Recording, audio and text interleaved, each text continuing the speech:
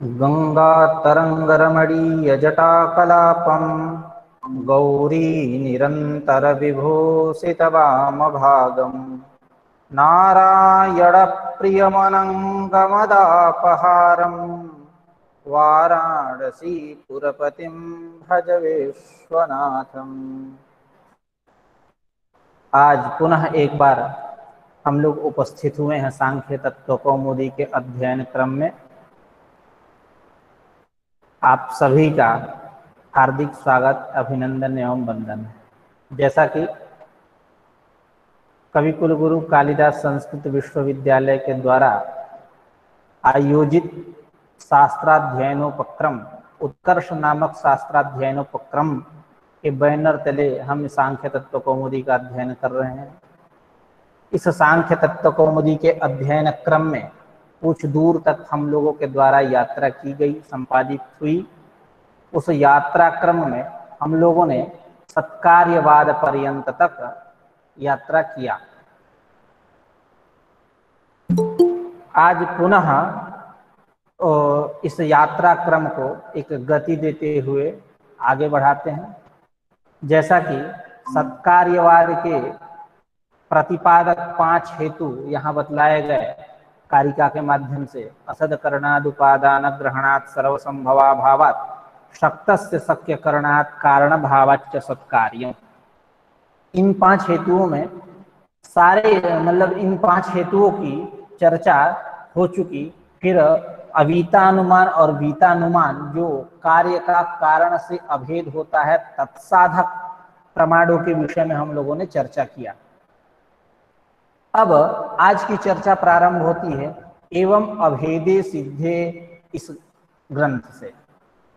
क्या है कि एवं अभेदे सिद्धे तंतवः एव तेन तेन संस्थान भेदेन परिणताः पटः न तंतुभ्यो अर्थांतरम पटः। कह रहे हैं एवं अभेदे सिद्धे, यानी कार्य और कारण इन दोनों में अभेद सिद्ध हो जाने पर तंतवः, प्रकृत स्थल में क्या है, जैसे किसी एक कार्य विशेष को ले लेते हैं, कारण विशेष को ले लेते हैं। जैसे पट हुआ कार्य, तंतु हुआ उसका कारण। इस प्रकार तंतु और पट यानी कार्य मतलब कारण और कार्य, या यूं कह ले कार्य और कारण, जो भी कहना है। तो इन दोनों में अभेद सिद्ध होने पर तंतवः एव तेन तेन संस्थान विशेषेण, उन संस्थान विशेष के द्वारा, उनका जो संस्थान अवयव विशेष, इससे जैसे राष्ट्रीय संस्कृत संस्थानम इस समय केंद्रीय संस्कृत संस्थानम हो गया, उसके कई परिसर है ना। तो एवं अभेदे सिद्धे तंतव एव तेन तेन संस्थान विशेषेण परिणताः पटः, पट रूप से वो परिणत हुए, परिणामवाद मानते हैं, इसलिए परिणताः पटः इति। न तंतुभ्यो अर्थांतरम पटः, तंतुओं से अलग अर्थांतर पट नहीं है। आगे स्वात्मनि क्रिया निरोध बुद्धि व्यपदेशार्थ क्रिया भेदाश्च नैकांतिकम भेदम साधयितुम अर्हन्ति। नैकांतिकम भेदम साधयितुम अर्हन्ति कह रहे हैं कि कुछ होते हैं जैसे क्रिया भेद, निरोध भेद, बुद्धि भेद, व्यपदेश भेद और अर्थक क्रिया भेद, इनके द्वारा कार्य और कारण में भेद बतलाया जाता है। तो कह रहे हैं कि ये वास्तविक कार्य कारण में अभेद का प्रतिपादन नहीं करते, औपचारिक वहां मतलब ये क्रिया भेद, निरोध भेद, बुद्धि भेद, व्यपदेश भेद, अर्थक क्रिया भेद जो है, यह कार्य और कारण के वास्तविक भेद यानी पारमार्थिक भेद का प्रतिपादन नहीं करते, अपितु औपचारिक निमित्त वसात औपाधिक भेद का प्रतिपादन करते हैं।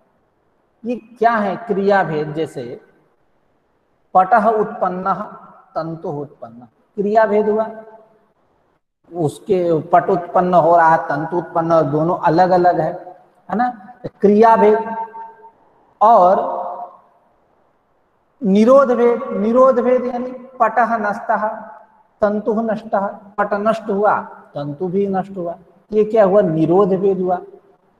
यानी निरोध भेद मतलब वही नाश। और बुद्धि भेद, बुद्धि भेद मतलब यह पट है, यह तंतु है, इस प्रकार हम संज्ञा दे रहे हैं, नाम रख रहे हैं, बता रहे हैं कि यह पट है, यह तंतु है, इस प्रकार क्या वो बुद्धि भेद है। बुद्धि भेद है, ये तो है। सब कहते हैं ना कि ये सब बुद्धिकृत है, जैसा कि लोक व्यवहार में कहते हैं कि सब भेद व्यवहार कैसा बुद्धिकृत, तो वही बुद्धिकृत ये है। बुद्धि भेद मतलब बुद्धिकृत भेद, बुद्धिया संपादित भेद, चिता भेद, ठीक है, यानी यह पट है, यह तंतु है। और व्यपदेश भेद, व्यपदेश भेद मतलब शब्द, नाम इत्यादि, इसका नाम पट है, इसकी अनुपूर्वी पट है, इसकी संज्ञा क्या है, तंतु है, यह शब्द भेद हुआ, नाम भेद हुआ, इस प्रकार भी भेद होता है। और अर्थक क्रिया भेद, अर्थक क्रिया भेद क्या कि यह जो पट है इससे आवरण का कार्य होता है, तंतु से आवरण का कार्य नहीं होता, आवरण का काम नहीं होता, इस प्रकार अर्थक क्रिया भेद। जैसा कि आप देखेंगे ज्वाला प्रसाद गौड़ की जो संस्कृति का है उसमें षड्विध भेद लिख रहे हैं, अभी तो षड्विध भेद नहीं है, 5 ही भेद है। आगे चल के उन्होंने हिंदी का, जब आप देखेंगे वहां हिंदी टीका इत्यादि चाहे अन्यत्र भी संस्कृति का देखेंगे तो 5 भेद की ही चर्चा होती है। कौन? क्रिया भेद, निरोध भेद, बुद्धि भेद, व्यपदेश भेद और अर्थक क्रिया भेद। अर्थ अलग नहीं है, क्रिया अलग नहीं, अर्थक क्रिया एक है। अर्थ मतलब इनके द्वारा, इन 5 हेतुओं के द्वारा कार्य और कारण में नैकांतिकम भेदम साधितुम रहती। वास्तविक आप भेद, पारमार्थिक भेद सिद्ध नहीं कर सकते। इसी को कह रहे हैं स्वात्मनि क्रिया निरोध बुद्धि व्यपदेशार्थ क्रिया भेदाश्च नैकांतिकम भेदम साधितुम रहती। स्वात्मनि, स्वात्मनि मतलब स्वभिन्ने पटादो, पटादी, ठीक है, तो पटादो क्रिया निरोध मतलब कार्य, मतलब वहां कार्य अलग है, कारण अलग है, इनके द्वारा हम वास्तविक भेद नहीं कर सकते, औपचारिक भेद बतलाएंगे। स्वात्मनि स्वभिन्ने वस्तुनि पटादौ, उसके अपेक्षा, कारण की अपेक्षा, तंतु की अपेक्षा वो तो पट भिन्न है, इस प्रकार स्वभिन्ने वस्तुनि पटादौ क्रिया निरोध बुद्धि व्यपदेश अर्थ क्रिया भेदाश्च तयोः मध्ये ऐकांतिकम नैकांतिकम भेदम साधयितुम रहती। ऐकांतिकम भेदम साधयितुम न रहती, वास्तविक भेद को सिद्ध नहीं करते। एकस्मिन्नपि तत्तद विशेष आविर्भाव तिरोभावाभ्याम एतेषाम अविरोधात्, करें एकस्मिन्नपि, एकस्मिन्नपि मतलब अभिन्नेपि वस्तुनि, कार्य और कारण में अभिन्नता है, अभिन्नेपि वस्तुनि तत्तद विशेष आविर्भाव तिरोभाव, तत्तद विशेष मतलब कार्य विशेष, इन कार्य विशेषों के आविर्भाव मतलब उत्पत्ति और तिरोभाव लय, इनके साथ एतेषाम अविरोधात, एतेषाम मतलब क्रिया निरोध बुद्धि व्यपदेशार्थ क्रिया भेदा नाम अविरोधात, विरोधाभावात कोई विरोध नहीं है। यानी एकस्मिन्नपि मतलब कार्य कारण अभिन्न है, यह मानने पर कोई विरोध नहीं है, क्योंकि औपचारिक भेद बताएंगे।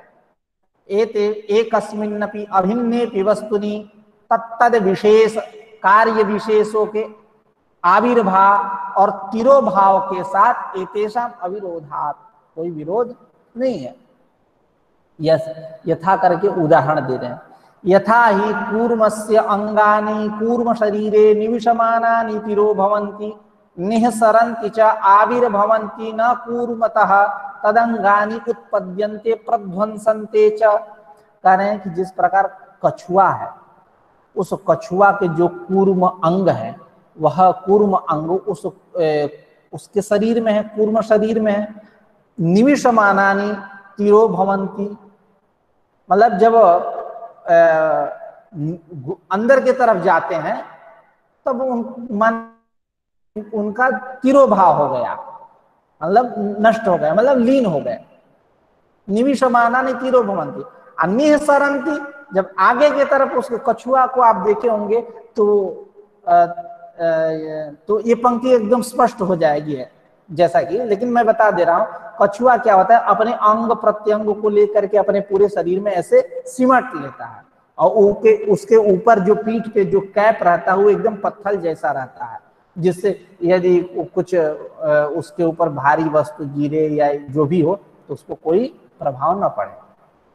तो जब वो अपने अंगों को निविशमानानि निःसरन् तिरोभवन्ति, जब अंदर खींचता है तो तिरोहित होते हैं, ऐसा माना जाता है।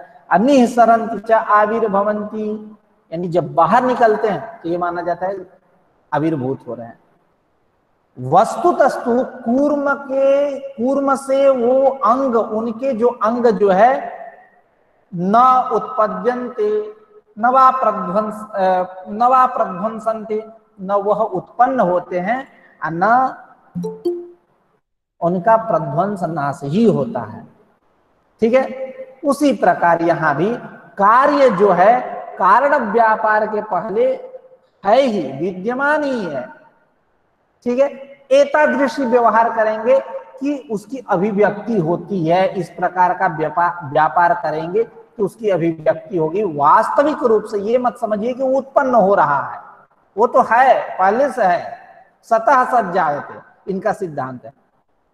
यथा ही कूर्मस्य अंगानि कूर्म शरीरे निविशमानानि तिरो भवन्ति निःसरन्ति च आविर्भवन्ति न कूर्मतः तदंगानि उत्पद्यन्ते प्रध्वंसन्ते वा, कूर्म से उनके अंग उत्पन्न और प्रध्वंस नहीं होते हैं, वो ऑलरेडी पहले से उसमें है। एवं एकस्याह मृदः सुवर्णस्य वा घटमुकुटादयो विशेषाः निःसरन्तः आविर्भवन्तः उत्पद्यन्ते इत्युच्यन्ते, ऐसा उत्पद्यन्ते इस प्रकार का व्यवहार होता है। जैसे एक ही मृत्यु है, एवं एकस्याह मृदः, मृत्यु एक उससे, और सुवर्ण पिंड सुवर्णस्य वा, सुवर्ण पिंड, सुवर्णस्य मतलब स्वर्ण पिंड से वा, उससे कार्य क्या उत्पन्न हुआ, मिट्टी से घट, और स्वर्ण पिंड से मुकुट इत्यादि बनाए जा रहे हैं। तो एकस्याह मृदः सुवर्ण पिंडस्य वा घट मुकुटादयः विशेषाः, मतलब कार्य विशेषाः निःसरन्त आविर्भवन्ति, आविर्भवन्त निकलते हुए आविर्भूत होते हैं, ऐसा माना जाता है। आविर्भवन्त मतलब उत्पद्यन्ते, उत्पन्न होते हैं, लेकिन वस्तुतस्तु वो उत्पन्न नहीं होते हैं। उत्पद्यन्ते इत्युच्यन्ते अनिविशमानाः, जब वो नष्ट होते हैं, तिरो भवन्तः विनश्यन्ति, नष्ट हो जाते हैं, इत्युच्यन्ते इस प्रकार का व्यवहार होता है। न पुनः असताम उत्पादः सताम वा निरोधः, कह रहे हैं कि असद वस्तु की उत्पत्ति और सद वस्तु का निरोध नहीं होता है। न असद वस्तु की उत्पत्ति होती है, न सद वस्तु का निरोध होता है। यानी पहले से उस मृत्तिका में, उस स्वर्ण पिंड में घट मुकुटादि पहले से विराजित है, उसकी केवल अभिव्यक्ति हो रही है। तो उसी को कह रहे हैं कि न पुनः असताम उत्पाद, असद वस्तु की उत्पत्ति नहीं होती है, सताम वा निरोध, सत वस्तु का भी निरोध नहीं होता। यथा भगवान कृष्ण द्वैपायन, जैसा कि भगवान कृष्ण द्वैपायन ने, वेद व्यास कृष्ण द्वैपायन, इन्होंने कहा गीता में क्या, ना सतो विद्यते भावो ना भावो विद्यते सतः। ये ऐसी स्मृति है कि इसको कई अर्थों में प्रयोग तत्तद स्थलों पे किया गया है। खैर यहां देखा जाए, ना सतो विद्यते भावो, कहीं मौलिक अर्थ को लेकर के इसका इस्तेमाल किया गया है, कहीं इसके वास्तविक अर्थ को लेकर के। ठीक है, तो ना सतो विद्यते भावो ना भावो विद्यते सतः, मतलब असतः भावः न विद्यते, भावः मतलब उत्पत्ति, और सतः अभावोपि न विद्यते, मतलब असद वस्तु की उत्पत्ति नहीं देखी जाती है और सद वस्तु का नाश भी नहीं देखा जाता है। इस प्रकार क्या हुआ कि कारण व्यापार से पहले कार्य सत है, यह मानना पड़ेगा आपको। हाँ, यह है कि अभिव्यक्त नहीं है, अभिव्यक्त करने के लिए वो व्यापार करने पड़ेंगे, लेकिन ये नहीं कि है ही नहीं। जब है ही नहीं तो सत की उत्पत्ति होती है क्या? बंध्या सूत, खम पुष्प, कूर्म रोम की उत्पत्ति होती है? कभी नहीं होती। यथा कूर्मः स्वावयवेभ्यः संकोच विकासेभ्यो न भिन्नः एवं घटमुकुटादयोपि मृत सुवर्णादिभ्यो न भिन्नाः। कह रहे हैं कि जिस प्रकार जो कूर्म उसका जो अवय हाथ पैर इत्यादि उनमें क्या कर रहा है, संकोच विकास कर रहा है, कभी अंदर ले जा रहा है कभी बाहर ले जा रहा है। ठीक है, मतलब संकोच, व्यक्ति संकोच में पड़ता है, मति जब विभ्रम होती है तो क्या होता है, कभी प्रवृत्ति कभी निवृत्ति। वही सांप को देखे जीभ कैसे निकालता है, कभी निकालता है कभी अंदर। तो उसी प्रकार कूर्म जो है, कछुआ जो है अपने अंग को उस अंग के साथ क्या कर रहा है, संकोच विकास कर रहा है, मतलब कभी अंदर कर रहा है कभी बाहर। ओहो,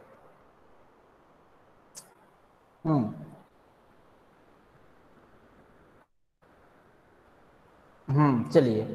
तो कह रहे हैं कि यथा कूर्मः स्वावयवेभ्यः संकोच विकासिभ्यो विकासिभ्य, मतलब इसका अन्वय किसके साथ करेंगे, अवयवों के साथ। ठीक है, तो जिस प्रकार जो कूर्म है वो अपने अवयवों के संकोच और विकास के साथ न भिन्न, यूं कह दूसरे शब्द में उत्पत्ति और विनाश के साथ वो भिन्न नहीं है। एवं उसी प्रकार घट मुकुटादयोपि, घट मुकुटादि भी मृत स्वर्णादिभ्य न भिन्ना, मृत स्वर्ण इत्यादि से भिन्न नहीं है। मतलब कहने का तात्पर्य यही है, कार्य जो है वो कारण से भिन्न नहीं है, बस। एवंच इह तंतु सुपटः इति व्यपदेशो यथा इह वने तिलकाः इति उपपन्नः। और कहोगे कि जब पहले से कार्य उसमें है, कारण में पहले से कार्य विद्यमान है, तब पटः उत्पद्यते, ऐसा व्यवहार क्यों करते हो। इसकी चर्चा भी विस्तृत रूप से आगे करेंगे। यहाँ व्यपदेश के ऊपर चर्चा कर रहे हैं। जैसे कहते हैं ना कि अमुक व्यक्ति बहुत अच्छे विद्वान हैं। अरे तो विद्वान है तो उनके अंदर विद्वत्ता है, फिर शब्दतः उसका आख्यान क्यों कर रहे हैं।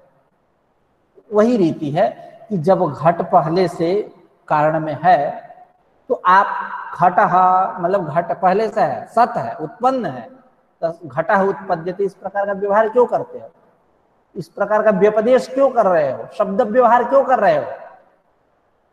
ठीक है, तो एवंच कह रहे हैं कि उसी बात को यहाँ, एवंच इह तंतु सुपटः, इस तंतुओं में पट है, इति व्यपदेशः,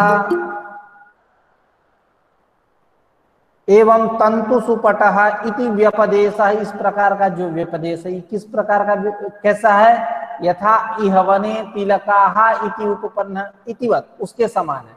जैसे तिलक का वृक्ष, तिलक का वृक्ष होता है, मतलब एक वृक्ष विशेष है, उसी का वन है, उस तमाम कई वृक्ष हैं, उसकी समष्टि रूप जो है वो वन है।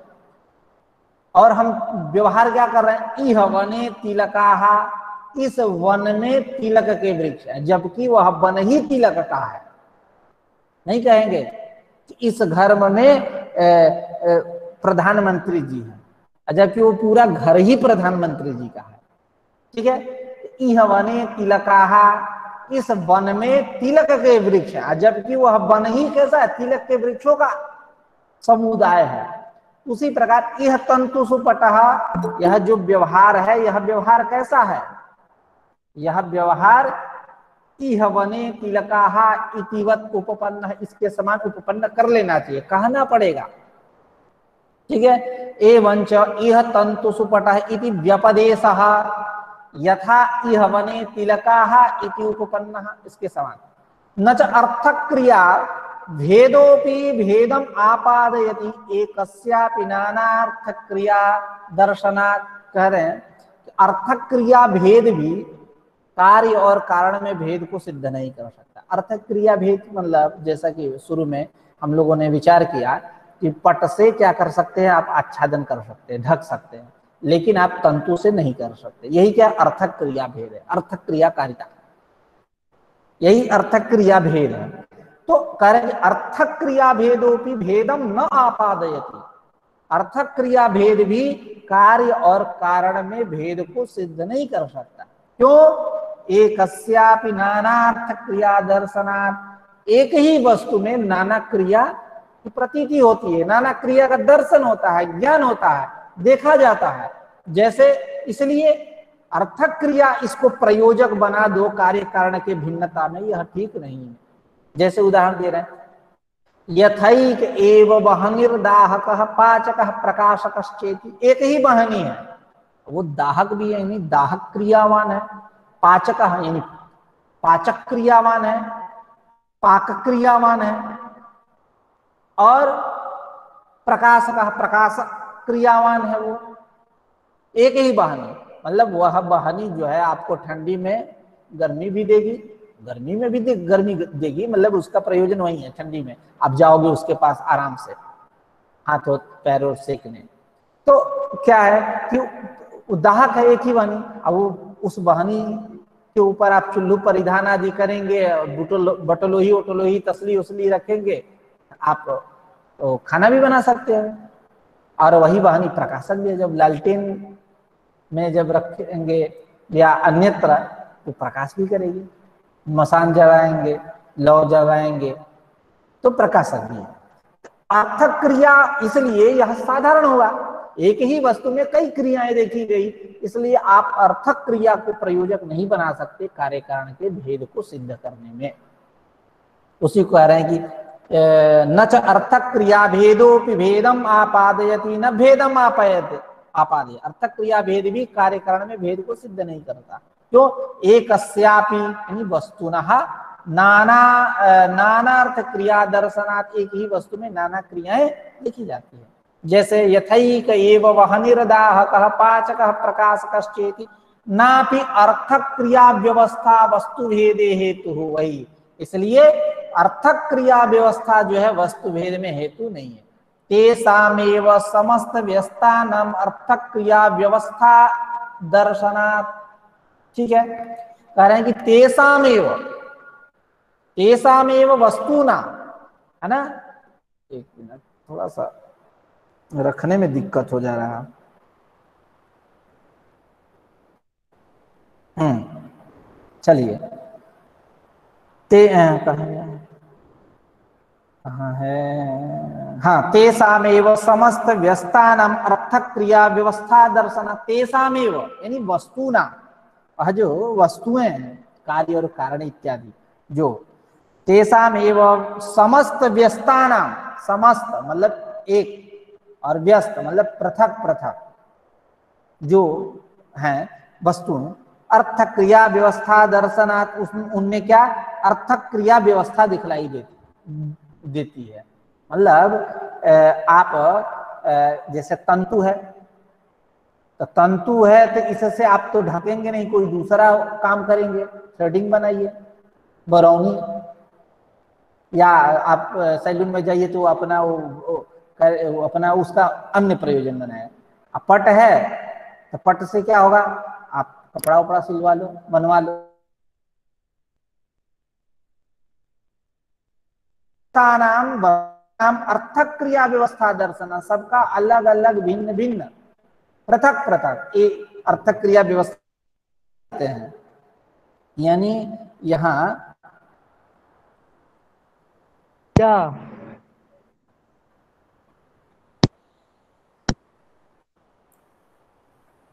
सर आवाज कट रही है आपकी, आवाज कट रही है।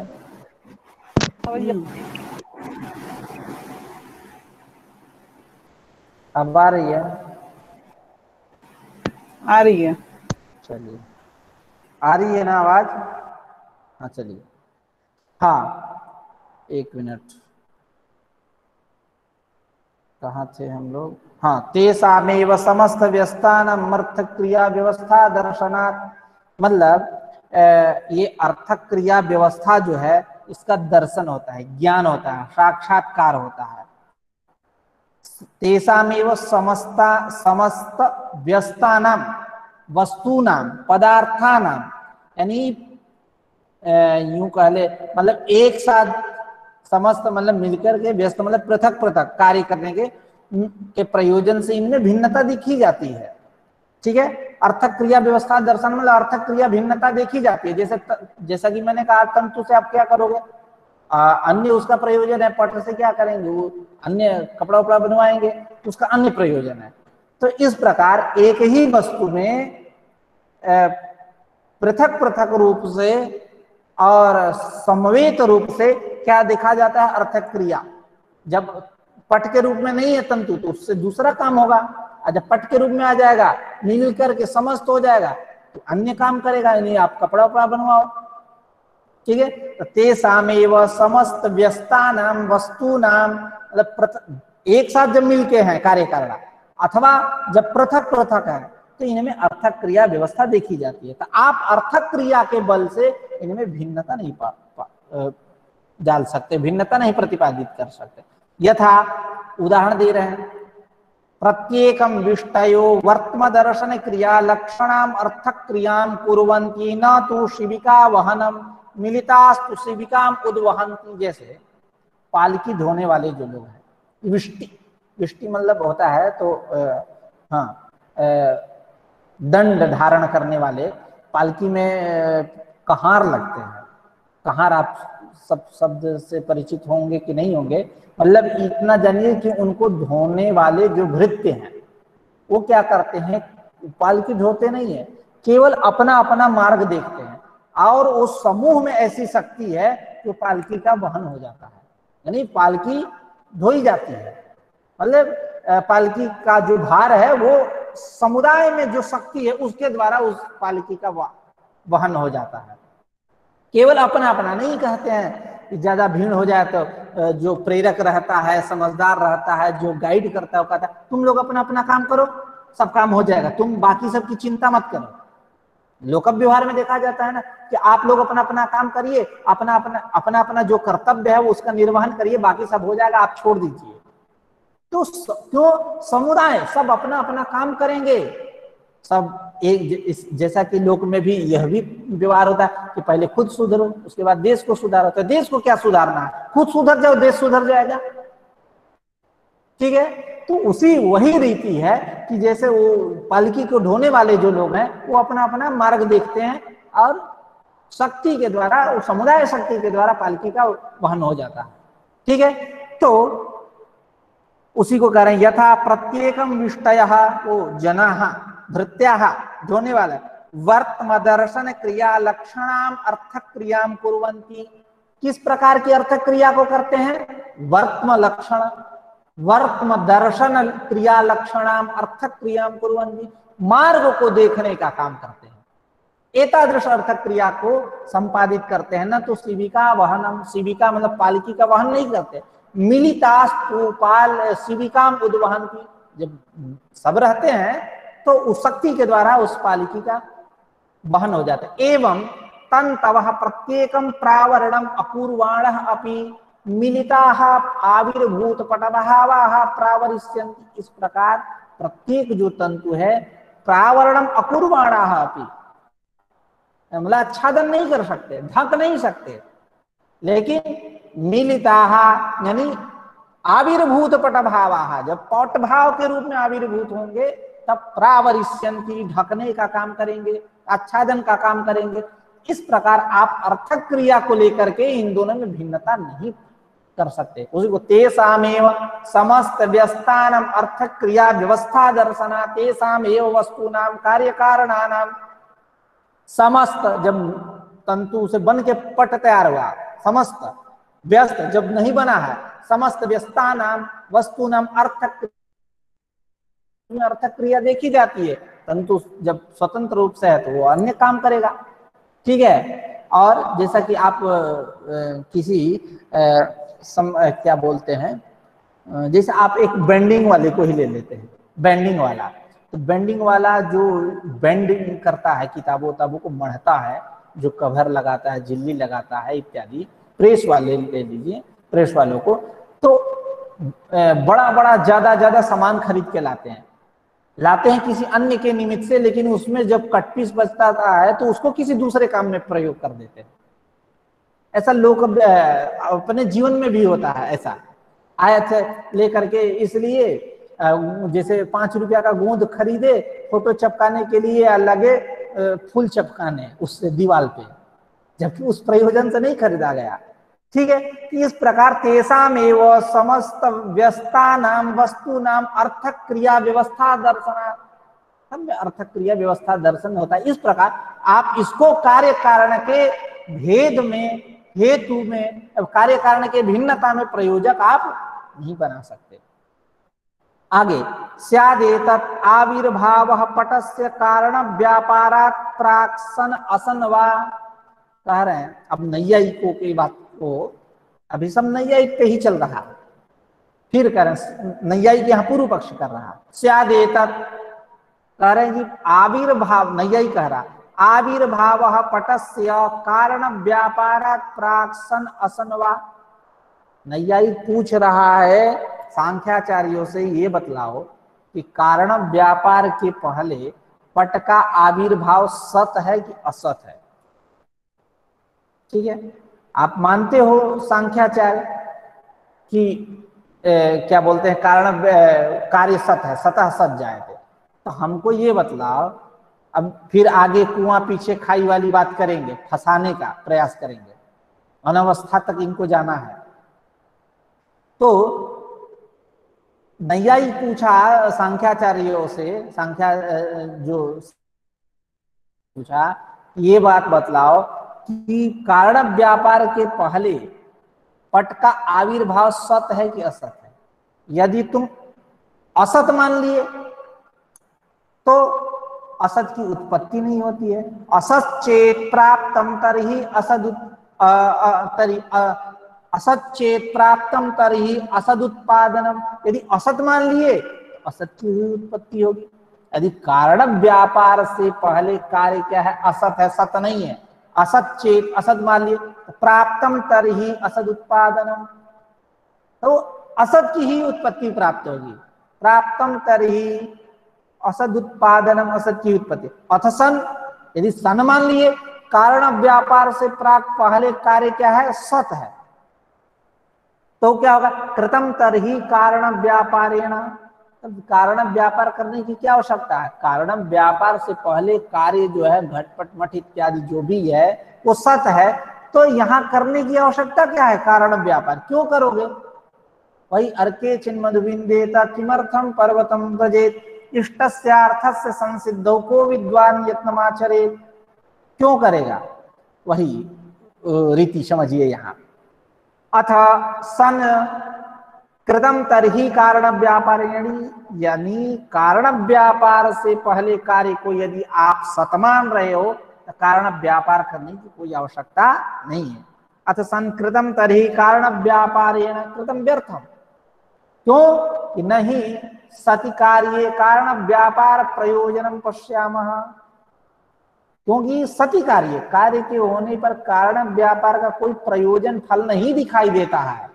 यदि आप मान से पहले कार्य सत है, तरी कृतम तरहि कारण व्यापारेण, कारण व्यापार करने की कोई आवश्यकता नहीं, क्योंकि इस संसार में ऐसा देखा जाता है सति कार्य, कार्य के रहने पर कारण व्यापार प्रयोजनम न पश्यामः, कारण व्यापार का कोई प्रयोजन ही नहीं जब है तो। अब जैसे आपके घर में तमाम संसाधन है जो आपको आवश्यक है, और रहने पर फिर दूसरा उसी को मतलब क्या बोलते हैं, उसी की खरीदारी आप करते हैं क्या दोबारा, नहीं। यदि खरीदारी करते हैं उसी, जैसे मोबाइल, सबके पास मोबाइल है, तो मोबाइल यदि खरीद रहे हैं, मतलब मैं व्यभिचार का वर्णन कर रहा हूँ, यदि आप मोबाइल खरीद रहे हैं तो उसका प्रयोजन है, अन्य के लिए वो नहीं है, इसलिए खरीद रहे हैं। या आप उसका अन्य प्रयोजन दिखा सकते हैं कि हाँ हमको एक बड़ा सा एंड्रॉइड है ही, छोटा सा चाहिए, फोन पे बात करने के लिए इसकी बैटरी बैकअप ज्यादा ठीक है इत्यादि, आप उसका अन्य प्रयोजन बता सकते हैं। ठीक है, इस प्रकार तो सति कार्य, लेकिन कहने का तात्पर्य कार्य रहते हुए पृष्ठ पेषण हुआ ना एक तरह से, आप प्रयोजन दिखा दो तो ठीक है, कोई दिक्कत नहीं है, लेकिन सामान्य रूप से क्या देखा जाता है कि यदि कारण व्यापार से पहले आप कार्य को जहां सत मान लिए तो कारण व्यापार करने की कोई, जब कार्य है तो कारण व्यापार का कोई प्रयोजन फल ही नहीं दिखाई देता। यदि आप प्रयोजन बना दो तब ठीक है। नहीं कहते हैं, जैसे बचपन में बता रहा हूं, जैसे छोटे छोटे बच्चे जो हैं और वो मतलब कीमती सामान ले लेते हैं, तो गार्जियन बोलते हैं क्या करोगे तुम इसका, तो उनको तो कुछ सूझता नहीं है कि क्या मैं प्रयोजन बताऊं, तो अन्य प्रयोजन झूठ मूठ का बना करके प्रयोजन, हाँ हम ये करेंगे, इसका ये करेंगे, इससे इस्तेमाल, इसका नाव बनाएंगे। मान लीजिए खूब बढ़िया डायरी है, उसका एक पन्ना फाड़ रहा है, क्यों फाड़ रहा है, इसलिए कि उसको नाव बना करके नाव बना करके वो पानी में डालना है, दिखा दिया वहीं, क्या इसका ये प्रयोजन है। ठीक है, सामान्य रूप से ऐसा देखा जाता है। तो सती नहीं सती कार्य कारण व्यापार प्रयोजन, यदि आप कारण व्यापार से पूर्व में कार्य को सत मान लिए, नैयायिक कह रहा सांख्याचार से, जहां सत मान लिए तो 11,000 वोल्ट का पावर है, एकदम सट जाओगे, सट माने तो सट जाओगे। ठीक है, यानी कारण व्यापार के पहले कार्य को सत माने तो कारण व्यापार करने की कोई आवश्यकता नहीं। क्यों नहीं, सति कार्य कारण व्यापार प्रयोजन पश्यामः, कारण मतलब कार्य के रहने पर कारण व्यापार का कोई प्रयोजन नहीं देखा जाता। आविर्भावेच आविर्भावांतर कल्पने अनवस्था प्रसंगात, यदि तुम सांख्याचार्य कहो कि था कार्य पहले से है, ये नैयायिक कह रहा, पूर्व पक्ष कर रहा है। यदि नैयायिक अपने पक्ष को सिद्ध करने, क्योंकि सत असत में लेकर के नैयायिक तो फंसा दिया सांख्याचार्य को, अब क्या करेंगे, तब दूसरा उपाय सूझ रहा है उनको, कह रहे हैं सांख्याचार्य की है कार्य तो है ही पहले से, कारण व्यापार से पहले, लेकिन अभिव्यक्त नहीं था। आविर्भाव के लिए मतलब आविर्भाव मतलब उसका नहीं था, अभिव्यक्त नहीं था। आविर्भाव के लिए आविर्भाव की कल्पना करनी पड़ेगी, क्योंकि अभिव्यक्त नहीं था। अनभिव्यक्ति के लिए अभिव्यक्ति चाहिए ना, आजादी चाहिए। लोग बोलते हैं ना इस समय आजादी आजादी। खैर, यहां प्रकृत स्थल में ये कि सांख्याचार्य क्या कहा कि कारण व्यापार के पहले कार्य सत है लेकिन अभिव्यक्त नहीं था, अनभिव्यक्त था, उसके अभिव्यक्ति के लिए हमें आविर्भाव चाहिए। कहा नैयायी कहा तुमको सत सत में तो तुम फंसे नहीं, सत और असत में, अब इस प्रकार करके अपनी संगति बैठा रहे हो तो सुन लो, अनवस्था दोष हो जाएगा। कह रहे हो कि अनभिव्यक्त है, उसके अभिव्यक्ति के लिए आविर्भाव आवश्यक है, तो अब बताओ जो आविर्भूत हुआ उसके आविर्भाव के लिए फिर तीसरा, चौथा, पांचवा, इस प्रकार अनवस्था हो जाए। कहाँ अवस्था बनेगी आपकी, नवस्था ही थी अनवस्था, कहाँ आप विराम करोगे, कहाँ रुकोगे, रुकोगे ही नहीं, चलते रहोगे तुम तो। अनवस्था इसी को बोलते हैं, मतलब कोई एक अवस्था, एक पड़ाव ना पाना, अनवस्था प्रसंग दे दिया नैयायिक।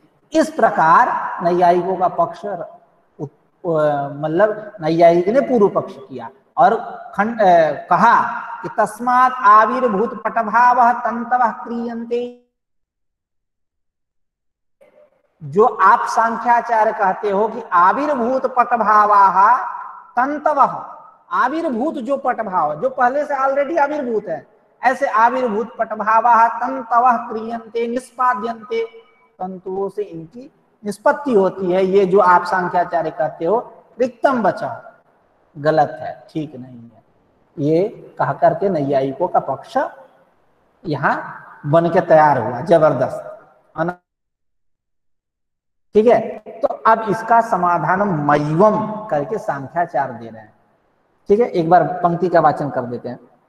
स्यादेतत् आविर्भावः पटस्य कारण व्यापारात् प्राक् सन असन वा असंश्चेत प्राप्तम तर्हि असदुत्पादनम अथ सन कृतम तर्हि कारण व्यापारेण नहि सति कार्ये कारण व्यापार प्रयोजनं पश्यामः। आविर्भावे च आविर्भावांतर कल्पने अनवस्था प्रसंगः तस्मात् आविर्भूत पटभावाः तन्तवः क्रियन्ते इति रिक्तं वचः। तुम्हारा कथन सांख्याचार्य, तुम अपने आप को वृद्ध समझ के बैठे हो, ये तुम्हारा खंड खत्म। ठीक है, तो मय्यम मय्यम करके सांख्याचार्य अब अपना पक्ष रखते हैं, कह रहे हैं कैसे देंगे, उनके ही शैली में समाधान देंगे। ये भी परंपरा रही है अपने सिद्धांतों को रखने की। वाद जल्प विटंडा हमारे यहाँ है। कथा वाद कथा विजिगीषया क्रियमाणा कथा जल्प कथा परपक्ष खंडन परा स्वपक्ष स्थापना हीना कथा विटंडा। ठीक है, तो ऐसा परिपाटी रही है। खैर, तो मय्यम करके समाधान दिया। अथ असदुत्पत्त्ये इति अथ असदुत्पद्यते इति मते केयम असदुत्पत्ति ही सति असति वा। अब सांख्याचार्य कह रहे हैं उससे, नैयायिक से, कि तुम बताओ तुम्हारा जो सिद्ध लेकर के चलेंगे उत्पत्ति, तुम्हारे यहाँ जो असद उत्पत्ति थे, असद की उत्पत्ति होती है। अब तुम ये बतलाओ क्या हुआ, कोई कुछ बोलना चाहता है क्या? हाँ सर, आवाज कट रही है आपकी।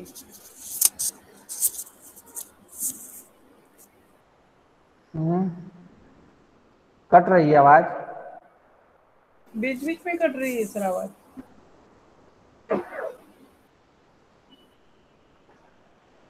अब इसका उपाय क्या मैं करूं? अब तो मैं ठीक है, नेटवर्क तो बंद भी जाऊंगा। अभी तो ठीक है।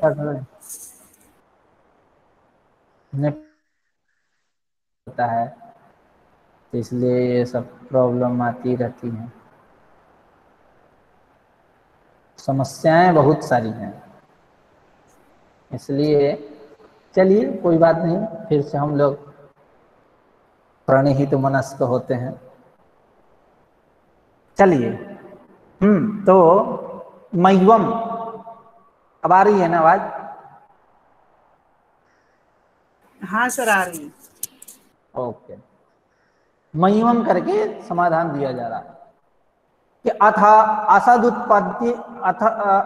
असदुत्पद्यते इति मते केयम असदुत्पत्ति। तुम जो नैयायिक सतः असत जायते यह मानते हो कि सत से असत की उत्पत्ति होती है, तो ये बतलाओ कि असद उत्पद्यते, असत की उत्पत्ति है तुम्हारे यहाँ केयम असद उत्पत्ति। ये असद उत्पत्ति यानी उत्पत्ति कैसी है? कैसी है उत्पत्ति? सती असती वा, उत्पत्ति को लेकर के यहाँ उत्पत्ति सत है कि असत है? जहां सत किए कहे तो 5,000 करंट इधर से मारा, 1,000 11,000, असत कहे तो 11,000 इधर से भी करंट, मतलब आगे कुआं पीछे खाई। फिर अनवस्था दिखा, अभी अपना फिर उन्हीं की रीति को अपनाते हुए सांख्याचार्य समाधान दे रहे हैं कि सति चेत, यदि सती, हाँ, इस उत्पत्ति को आप सत मान रहे हो, सती असती वा, सत है कि असत? सती चेत, यदि उस उत्पत्ति को आप सत माने, कृतम तरही कारण ही, कारण व्यापार करने की क्या आवश्यकता? असति चेत, यदि यह उत्पत्ति असत है तो तस्याह अपि उत्पत्त्यंतरम इति अनवस्था, तब उसको भी एक उत्पत्त्यंतर की आवश्यकता होगी, उसको भी एक उत्पत्त्यंतर की आवश्यकता होगी, उसको भी एक उत्पत्त्यंतर की आवश्यकता होगी। इस प्रकार अनवस्था। असति चेत तस्याह, तस्याह यानी उत्पत्ति है। यदि इस उत्पत्ति को आप असत मान लिए तो उस उत्पत्ति को सत करने के लिए एक दूसरी उत्पत्ति माननी पड़ेगी, फिर उसको इस प्रकार अनवस्था हो जाए। असति चेत, यदि इस उत्पत्ति को असत मान ले, तस्याह उत्पत्तेः उत्पत्त्यंतरम, उत्पत्त्यंतर की आवश्यकता होगी, इति अनवस्था, इस प्रकार अनवस्था है। अथ उत्पत्ति, दोष दे दिए अनवस्था, जैसे वो दोष दिए उसी प्रकार ये भी दोष दे दिए। अथ उसी में, अथ उत्पत्ति पटात न अर्थांतरम अपितु पटएव असौ तथापि यावदुक्तम भवति पटइति तावदुक्तम भवति उत्पद्यते इति। यदि तुम नैयायिक अपने पक्ष में अनवस्था को हटाने के लिए, अनवस्था दोष का वारण करने के लिए कहो कि उत्पत्ति ही पटरूप है, पटात्म अर्थांतरम, उत्पत्ति ही पटात्म अर्थांतरम, उत्पत्ति जो है पट से अलग नहीं है, अपितु पट एव असौ, पट ही है, तथापि तब पर भी यावदुक्तम भवति पटहि, जैसा तुम पटः ऐसा व्यवहार करते हो, तावदुक्तम भवति उत्पद्यते, तब तुमको उत्पद्यते ऐसा भी व्यवहार करना पड़ेगा, पटः उत्पद्यते। जहां इस प्रकार का व्यवहार किए फिर गाड़ी समस्या फंस जाएगी। क्या? ततश्च पट इत्युक्ते, पट यह कहने पर उत्पद्यते इति न वाच्यम, उत्पद्यते यह नहीं करना चाहिए, क्योंकि उत्पत्ति तो उसमें है ही ऑलरेडी पहले से पट में। और क्यों नहीं कहना चाहिए? यदि कह रहे हो तो पौनरुक्ति होगा, उत्पत्ति उसमें ऑलरेडी से पहले से बैठी है, और एक अलग से उत्पद्यते शब्द का प्रयोग करोगे तो पौनरुक्ति होगा। ठीक है, यानी यदि तुम नैयायी अपने पक्ष में अनवस्था दोष के वारण के लिए कहो कि उत्पत्ति जो है यह पट से अलग नहीं है, उसी में है, ऐड है, ऑलरेडी पैकिंग में है पहले से, यदि हम कहें कि वह उत्पत्ति पट से अलग नहीं है, पट एव असौ, पट ही है, तो जिस प्रकार आप पटः यावदुक्तम भवति पट इति पट तावदुक्तम भवति उत्पद्यते इति, तो वैसे उत्पद्यते यह भी कहा जाएगा। अब इन दोनों को लेकर के पटः उत्पद्यते ऐसा व्यवहार जो कर होता है लोक में, वो ठीक नहीं है, जो तुम्हारे द्वारा भी होता है वो ठीक नहीं है, क्योंकि पहले से आप उत्पत्ति को उसमें ऐड मान रहे हो, पैकिंग में आ गया है मटेरियल, अलग से खरीदने की कोई आवश्यकता नहीं, वही पैटर्न है। ततश्च पट इत्युक्ते, पट कहने को उत्पद्यते इति न वाच्यम, इसको कहने की कोई आवश्यकता नहीं, क्यों? पौनरुक्त्या पत्ते, पौनरुक्त्या पौनरुक्ति हो गई, और विनश्यति इत्यपि न वाच्यम, विनश्यति यह भी नहीं कहना चाहिए, क्यों?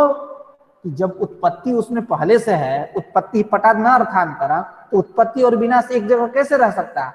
विनश्यति इत्यपि न वाच्यम यह भी नहीं कह सकते, क्यों? उत्पत्ति विनाशयोः युगपद एकत्र विरोधात्, एक जगह नहीं रह सकते, विरोध है। सांप और नेवला एक जगह रह सकता है क्या? उसी प्रकार उत्पत्ति और विनाश एक जगह रह सकता है? तस्मात् इयं पटोत्पत्ति स्वकारण समवायो वा स्वसत्ता समवायो वा उभयथापि नोत्पद्यते। करें तस्मात् इयं पटोत्पत्ति, यह जो पटोत्पत्ति है, पहले ये बताओ कि स्वसत्ता समवाय है कि स्व समवाय है कि स्वसत्ता समवाय है? स्व कारण मतलब यह उत्पत्ति कार्यनिष्ठ है कि करणनिष्ठ है, बस इतना ही तात्पर्य इसका। स्व कारण समवाय है कि स्वसत्ता समवाय? स्व मतलब पट, उसका कारण क्या हुआ? तंतु, उसमें समवाय संबंध से है, यह उत्पत्ति यानी कारणनिष्ठ है कि स्वसत्ता समवाय है? स्व मतलब पट उसका, और सत्ता समवाय मतलब सत्ता नामक सामान्य जाति से यह उत्पत्ति पट में समवेत है, ऐसा मान रहे हो? यानी कारणनिष्ठ है कि कार्यनिष्ठ? स्व कारण सत्ता, स्व कारण समवाय मतलब स्व मतलब पट, उसका कारण हुआ तंतु, उसमें समवाय संबंध से, यानी कारणनिष्ठ है कि स्वसत्ता समवाय है? स्व मतलब पट, सत्ता नामक जो सामान्य जाति, उस सामान्य जाति से यह उत्पत्ति पट में समवेत है, कैसा मान रहे हो? कारणनिष्ठ है कि कार्यनिष्ठ है? क्या मान रहे हैं? उभयथापि नोत्पद्यते, यह दोनों पक्ष में ठीक नहीं है उत्पत्ति को, स्व कारण समवाय स्वसत्ता समवाय, इन दोनों कोई पक्ष यहाँ ठीक नहीं। उभयथापि नोत्पद्यते उपपन्न नहीं है, ठीक है? तस्माद् इयं पटोत्पत्ति ही स्वकारण समवायो वा स्वसत्ता समवायो वा उभयथापि नोत्पद्यते, यह दोनों पक्ष तुम्हारे यहाँ ठीक नहीं है। अथ च तदर्थानि कारणानि व्यापार्यन्ते, तदर्थानि कारणानि व्यापार्यन्ते, तदर्थानि उस उत्पत्ति के लिए, कारणानि व्यापार्यन्ते मतलब उत्पत्ति जनकी भूतानि कारणानि, तुरी वेमादीनि व्यापार्यन्ते, तुरी वेमादि का व्यापार होता है तो उत्पत्ति हो जाए, पट की उत्पत्ति हो जाए, पट दिखे। तदर्थानि तस्मै अयं इति तदर्थः तानि तदर्थानि, ऐसा अर्थेन नित्य समासः विशेष लिंगता चेति वक्तव्यम युपाय द्विजाय अयम इति द्विजार्थः, सुपाद द्विजार्था यवागो द्विजार्थम पया इति। उसके बाद तदर्थानि कारणानि व्यापार्यन्ते। तदर्थानि मतलब उत्पत्ति जनकी भूतानि कारणानि तुनिवेमादीनि, उसके लिए, उस पट के लिए, उत्पत्ति के लिए ही इनका व्यापार होता। एवं स्वतः एव पटादेह आविर्भावाय कारणापेक्षा इति उपपन्नम। इसलिए हमारे यहाँ सांख्याचार्यों के यहाँ स्वतः एव पटादेह, पट जो है वो सत ही है, आविर्भावाय, आविर्भाव के लिए कारणापेक्षा, कारण की अपेक्षा करता है, इति उपपन्न। न च पटरूपेण कारणानां संबंधः तद्रूपस्य अक्रियात्वात् क्रिया संबंधित्वाच्च कारणानां अन्यथा कारणत्वाभावाच्च। कह रहे हैं कि न च पटरूपेण कारणानां संबंधः, कारण का संबंध पट है। क्यों? कि कारण का संबंध हमेशा क्रिया के साथ होता है। कारण का संबंध यदि क्रिया के साथ न करे तो उसमें करणत्व की उपपत्ति नहीं हो पाएगी। ठीक है, क्रियान्वयित्वम कारकत्वम ऐसा है, कारक कर्ण कारक यहाँ प्रकृत स्थल में, उसकी उपपत्ति नहीं हो पाएगी यदि गुण के साथ संबंध कर दे तो। वही करे कहा गया, हाँ, न च पट रूपेण कारणानां संबंधः, करे पट रूपेण कार्येण, कार्य से, कारणानां न संबंधः, कारण का संबंध नहीं है। पटरूप जो कार्य है, गुण है, गुण, उसके साथ कारण का कोई संबंध है, कारणानां न संबंध। क्यों? कि तदरूपस्य अक्रिया, पटरूपस्य गुणस्य अक्रियात्व, क्रिया नहीं है, यानी कारण का संबंध क्रिया के साथ, क्रिया संबंधित्वाच्च कारणानां, कारण का संबंध क्रिया के साथ होता। अन्यथा, अन्यथा यानी क्रिया संबंधित्वाच्च कारणानां इति अस्वीकार्य, इसको नहीं मानोगे कि क्रिया के साथ कारण का संबंध होता है, ऐसा नहीं मानोगे तो कारणत्वाभावात्, कारणत्व की उपपत्ति नहीं हो पाएगी, क्रियान्वयित्व नहीं जाएगा, कारकत्व नहीं जाएगा, कारणत्व नहीं बनेगा, कारणत्व है ना। अन्यथा, अन्यथा मतलब क्रिया संबंधित पाच्च कारणानां, कारण का संबंध क्रिया के साथ होता है, इति अस्वीकार्य, यह नहीं मानोगे तो, अस्वीकार करोगे तो कि क्रिया के साथ कारणों का संबंध होता है, अन्वयी है, क्रियान्वयीता है, मतलब कारण का संबंध क्रिया के साथ है, यह आप नहीं मानोगे तो कारणत्व की उपपत्ति नहीं हो पाएगी, कारणत्व का अभाव है। तस्मात् सत्कार्यम इति पुष्कलम, इसलिए कार्य सत है, यह निर्दुष्ट हुआ, उसके आविर्भावाय कारणापेक्षा, आविर्भाव के लिए अपेक्षा करनी पड़ेगी। आप जो कहोगे नैयायिक कि तस्मात् इयं पटोत्पत्ति ही, यह जो पटोत्पत्ति स्वकारण समवाय स्वसत्ता समवाय बनोगे, दोनों यहाँ उभयथा विनोत्पद्यते, दोनों उपपन्न नहीं होने वाले, कार्यनिष्ठ भी कारणनिष्ठ, ऐसा वो नहीं है, वो पहले से विराजमान है, बस आविर्भाव के लिए कारण की अपेक्षा करेगा, ऐसा है। आज की चर्चा यहीं समाप्त। किसी को कुछ पूछना है पूछ सकते हैं।